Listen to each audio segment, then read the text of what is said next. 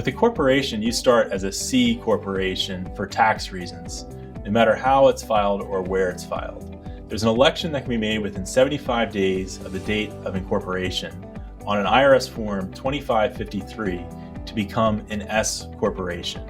All right, and a lot of small businesses would like to be an S corporation. So if you'd like to start your corporation and become an S corporation, simply fill out that one-page form, send it to the IRS, and from that point forward, you will be an S corporation. Now, an LLC is a little different. When you start a single-member LLC, it's what's called a disregarded entity. And what that means is that LLC does not have a separate tax return. All of the income from that LLC goes on your personal tax return, the Schedule C, as self-employment income. If you have a multi-member LLC, then you have a partnership tax return, which is called a 1065. However, some LLCs wish to be taxed like a corporation. They can wish to be taxed like an S Corp or a C Corp.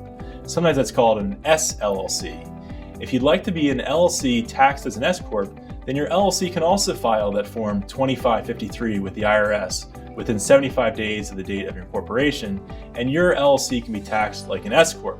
You'd want to consult with your tax advisor to see if that's in fact the way you want to go. Some LLCs may even want to be taxed as a C Corp. And a C Corp, although sometimes people think it has double taxation, can sometimes be advantageous for certain people and minimize or reduce their taxes. So you'd want to consult with your tax advisor to see whether your LLC should continue to be taxed as a partnership or disregarded entity, or whether it would wish to file the election to be taxed as an S Corp or a C Corp. A lot of times we call that having your cake and eating it too, because you get all the protection of an LLC, plus you get the tax status of an S corporation, which could reduce self-employment tax. We look forward to trying to help you form your business, but you should consult your tax advisor with regard to this particular tax election. Thank you.